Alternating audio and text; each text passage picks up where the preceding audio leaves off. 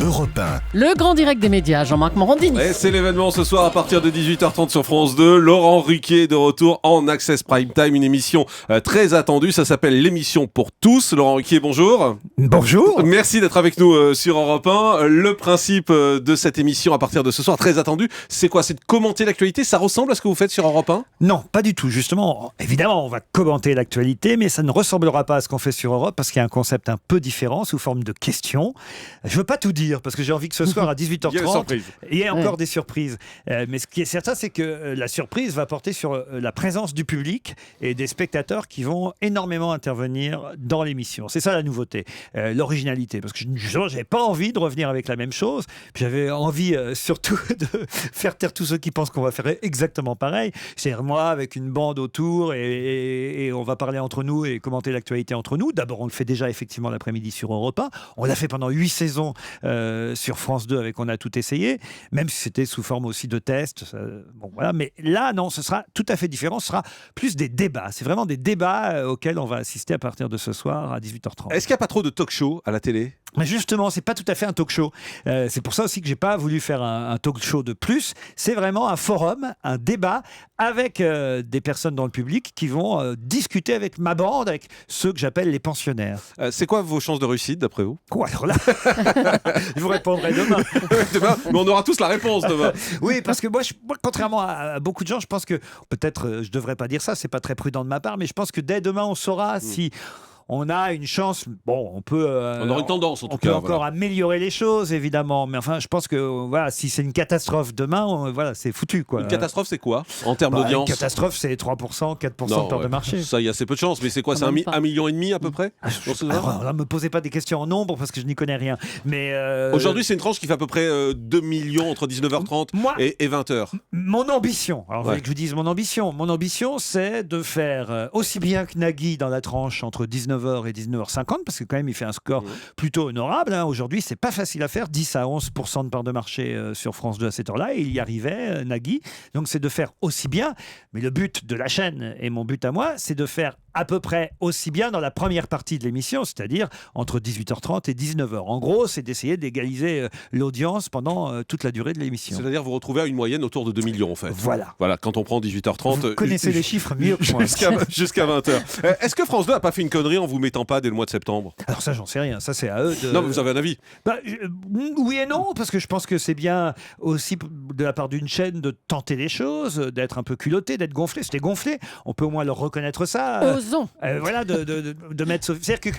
C'est la quadrature du cercle. Quand ils mettent Ruquier à France 2, tout le monde leur dit « Ah, alors, ça y est, vous ressortez Ruquier ». Quand ils mettent quelqu'un d'inconnu, ou de pas assez connu comme Sophie Aram, ah bah alors oui, mais c'était risqué. Bon, alors, il faudrait savoir. Donc, ils ont eu raison de faire les deux. Et puis, bon, finalement, c'est une chance pour moi Enfin, une chance, j'en sais rien, mais une chance pour moi que j'ai peut-être pas fait ça dès le mois de septembre. Vous êtes inquiet, honnêtement? Pas du tout. Mais alors vraiment, c'est vrai? Vous pouvez pas imaginer. Je sais que ça peut surprendre. Bah oui, on se demande si c'est vrai. Je suis pas inquiet. C'est pas parce que, attention, c'est pas de la prétention de ma part du tout, parce que je peux très bien me ramasser. C'est pas parce que je ne suis pas inquiet parce que je pense que je vais absolument réussir. Non, c'est simplement que si ça ne marche pas et si je ne réussis pas, c'est pas la fin du monde pour moi. C'est-à-dire que j'ai la chance, et ça, je la mesure. Je sais quel privilège j'ai la chance d'avoir une émission de radio qui cartonne ici sur Europe 1. Elle a peut-être et même plus que jamais. Jamais aussi bien marché. J'ai la chance d'avoir une émission qui cartonne le samedi soir sur France 2. On n'est pas couché. C'est la meilleure saison en termes d'audience qu'on ait jamais faite depuis 8 saisons. J'ai la chance d'avoir avec Jean-Marc Dumontet un théâtre plein à craquer grâce à Fabrice Lucchini, grâce à Gérard Depardieu, maintenant grâce à Michel Bernier. C'est une semaine importante pour moi parce que j'ai aussi la première de ma nouvelle pièce avec Michel Bernier. J'ai écrit pour elle cette pièce. J'ai la chance d'avoir 2 garçons que je produis, j'en produis que 2, qui sont Michael Gregorio, qui remplit les Zéniths de France, qui fera Bercy l'année prochaine, et Gaspard Proust, qui remplit le moindre théâtre où il met les pieds.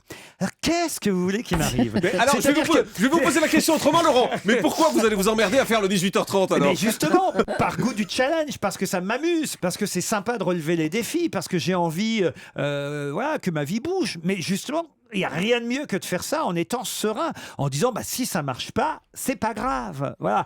Donc je ne peux pas être inquiet. Qui serait inquiet à ma place? Faut être fou pour être inquiet. Mais France 2 ne doit pas dire la même chose. Non, eux, je comprends. Mais eux sont inquiets. C'est ça.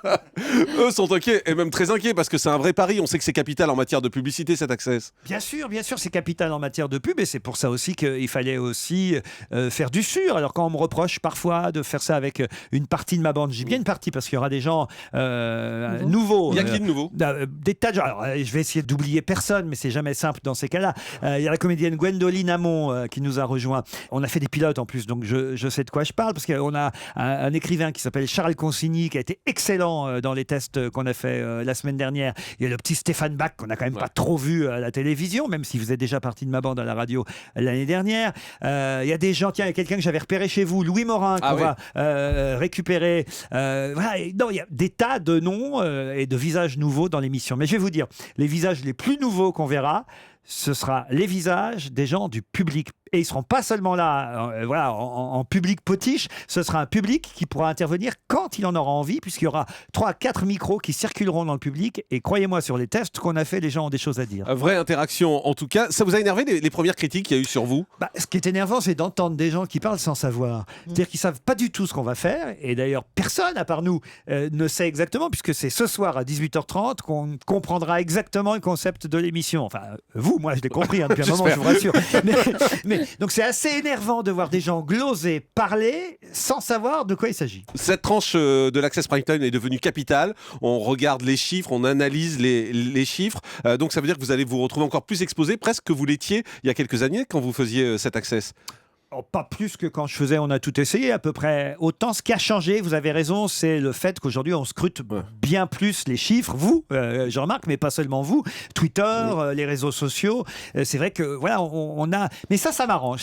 Alors pour tout vous dire, c'est aussi ça qui m'intéressait et qui me plaisait. C'est vrai qu'à l'époque, on a tout essayé pendant 7 ou 8 saisons. On faisait, alors sur les dernières années, on était peut-être descendu à 13, 14, j'ai plus les chiffres exacts, mais on a quand même pendant au moins 6 ans ou 7 ans fait à peu près 20% de part de marché à cette heure-là. Or, à la même heure, sur les autres chaînes, on faisait moins. Par exemple, Canal+, Le Grand Journal ou Nulle part ailleurs, je ne sais pas à l'époque comment ça s'appelait, mais en tout cas, ils faisaient ce qu'ils font aujourd'hui d'ailleurs, on va dire 6, 7 ou 8%. Mais il n'y en avait que pour Canal+. Parce qu'à l'époque, les gens et la puissance de communication de Canal faisaient qu'il n'y avait que Canal qui existait. Alors aujourd'hui, effectivement, Canal continue à avoir une force de communication très forte. En fait, c'est pas que c'est une bonne chaîne, ce sont des bons attachés de presse.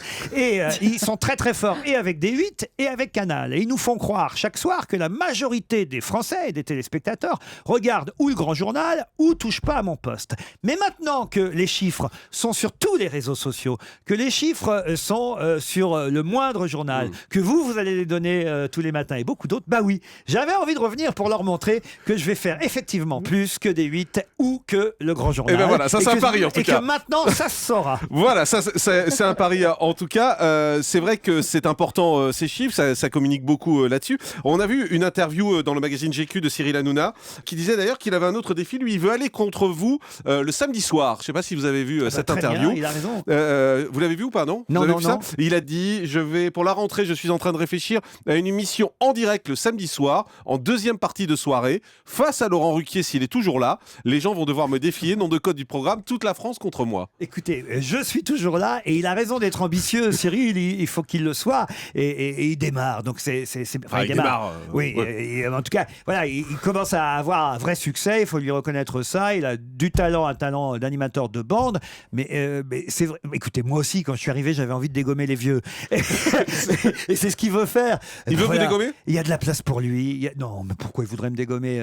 On est sur Europe 1, sur la même station. Vous, lui, moi. Il y a de la place pour tout le monde. C'est pour ça que moi, j'ai du respect pour Cyril Hanouna. C'est pour ça que je ne comprends pas cette fixette qu'ils ont fait dans leur émission à vouloir nous dégommer absolument avant même que l'émission ait commencé. En expliquant que c'était une émission pour vieux, en fait. Ouais, ça allait attirer uniquement un public âgé. Moi, j'ai rien contre Cyril Hanouna, mais c'est assez énervant de voir dans une émission tous les soirs, en plus dans une émission qui va être diffusée donc à la même heure, de dire du mal d'un show qui n'a même pas commencé en disant qu'il y avait que les vieux qui m'écoutaient.